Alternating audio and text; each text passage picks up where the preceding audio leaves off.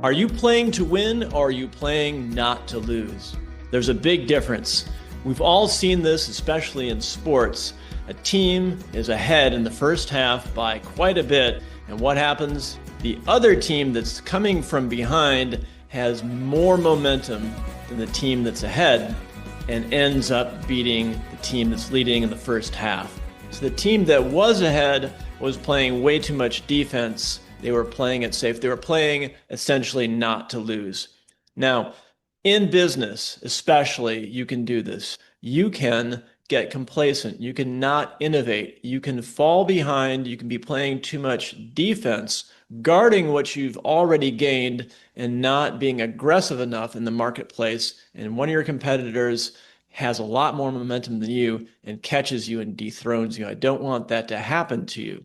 So my name is Michael Ceely. I work with executives, entrepreneurs, and athletes around these types of strategies of playing more aggressively, but in a way that makes sense so you don't actually lose everything. You're not taking on too much risk, but I want to get you out of that zone of playing too much defense, move into offense.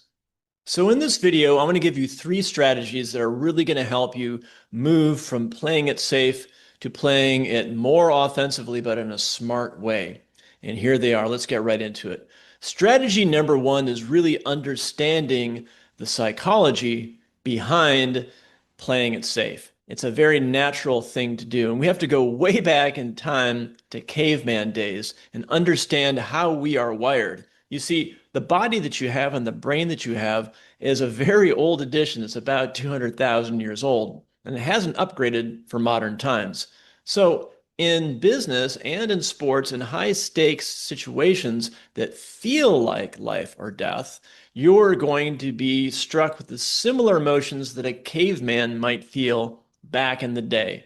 So if a caveman has hoarded enough food for a while, there's really no desire or no motivation to go out hunting because everything is there. However, if the caveman has not been hunting and maybe his family is out of food and everyone's going hungry for 3 or 4 days, there's a lot more incentive to go out and get a kill and go out and hunt because you can literally feel the pangs of hunger and really be afraid of losing your entire family. So it's super high stakes. There's a lot of motivation there. Flash forward to modern times, sports and business, which are very similar, they feel like life or death because there's a lot of competition. There's a lot at stake there, but it literally is not life or death. So you have to understand your wiring and how fear can really paralyze you from making those more offensive, growth-oriented decisions. So here's a trick. You need to literally ask yourself, what is the chance of the worst possible thing happening if I go on offense? So if you're an athlete, it could be as simple as I would lose the game. If you're an executive, you need to ask yourself, what's the very worst thing that could happen? Would I get fired, literally get fired from making this decision? If you're a business owner, you ask yourself, what is the chance that I will go out of business, literally my business failing? What's the chance of that happening if I take this growth-oriented action? Asking yourself, what's the chance that the worst thing that can happen is a way to give yourself the green light to go ahead and take that bold action. But what you do is you use the power of percentages. So if you're a business owner, for example, you say to yourself, what's the percentage chance that by taking this growth-oriented action, my business will actually fail? Now, most likely it's going to be pretty low, but you want to actually put a number on it. The first number you put on it is probably going to be emotionally based. So you might say, well, if I take on this aggressive advertising campaign, the chance of my business, running out of money through advertising, my business failing is 10%, right? And that's typically an emotional first assessment.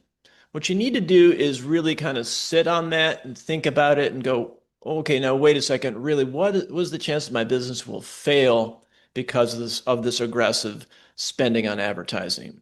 So it's probably going to be significantly lower, but you want to put an actual number on it, one that feels accurate for you. And typically, probably the advertising campaign let's say 5%. That's probably a bit high, but put it at 5% and flip that and go, all right, there's a 95% chance that everything will be fine.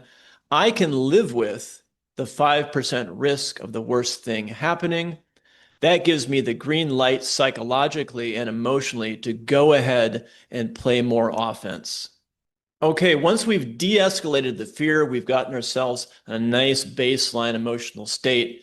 The second strategy I have for you is looking at your competition, leveraging your competition. If you're an athlete, executive, entrepreneur, it's competitive. So you have people trying to beat you. You're trying to beat them.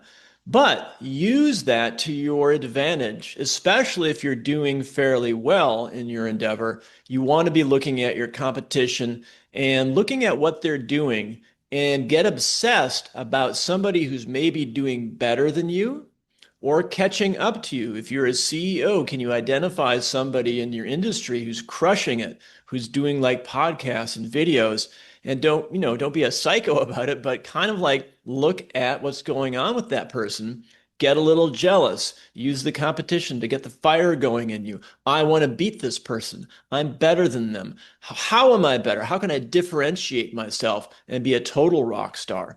Maybe if you're a restaurant owner, there's a restaurant that's up and coming and getting good reviews. Can you infiltrate the restaurant, send a friend in there and check it out and report back and go over everything that that competitor did well, and then you do better, and then focus on their weaknesses? How can you maybe differentiate yourself from that restaurant based on strengths and weaknesses? Use your competition. That will get you playing more offense. It'll fuel you up and get that competitive desire going in you.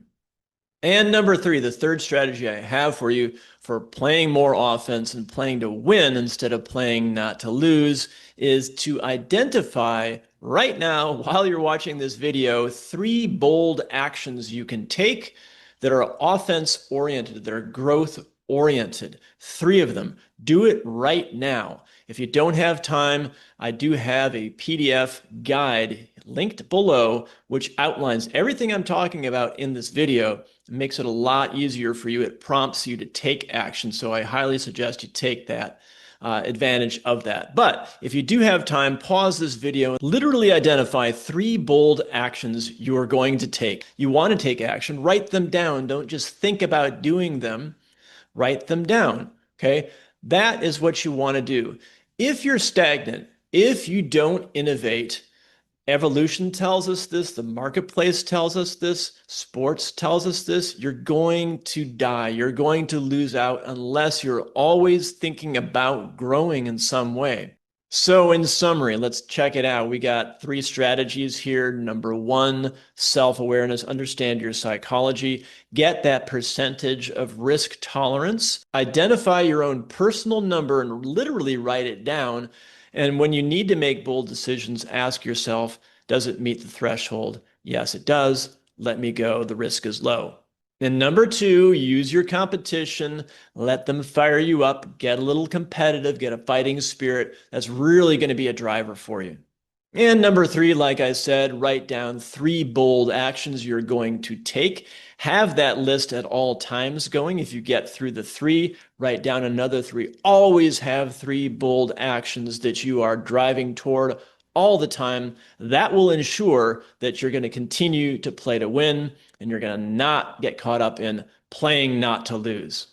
So I hope this video really helped you. If you're watching this, most likely you're competitive, you want to win, and you're a human being and you can get caught up in not to lose. So let's get some momentum going. Let's go out there, let's take some bold action, and let's win. And before you go, I want to tell you a story which really inspired this video in the first place. And we have to go way back in time. When I was 15 years old, I was sent to therapy. I was getting in a little bit of trouble, and the therapist was amazing. At first, I didn't like it, but he really helped me a lot. It's a guy named Gary, and I was just getting into bike racing. I did some professional bike racing in the past, and I started in my teenage years, and I was starting to get pretty good, and I was in a therapy session, and I told Gary, hey, I got 9th place in this big race. I got top 10. in a big race. And I told him all about the race and all the big names that were there. And I was really satisfied with this pretty good result. And what I remember is that my therapist, Gary, sort of started clapping his hands in kind of a mocking way. And I was really kind of taken aback. But he had enough rapport with me. He knew what he was doing. He knew he could push me. And he said, "Great job. Looks like you're playing it safe." And that really rattled me. But again, he had a lot of rapport with me, so he took that risk. And what his message was, what he literally said to me, he said, "You're playing it safe. You told me about all these chances where you could have won, where you could have done better than ninth, but you didn't take them, right? You played it safe." And he said, why didn't you win? What next time, why don't you try and win?" And that lit a fire in me like you wouldn't believe. And after that therapy session, I really started getting much better results because what he said made sense. I had some clarity, some self-awareness of what we all do is we do play it safe because we don't like to lose. We don't like to get embarrassed. And it goes back to the caveman days of embarrassment meant being ostracized from the tribe, dying in the wilderness, literally dying, okay? And that is how we are wired. So failure often feels emotionally much bigger than it really is, much bigger than anyone else really cares about. So you need to play to win, not play not to lose.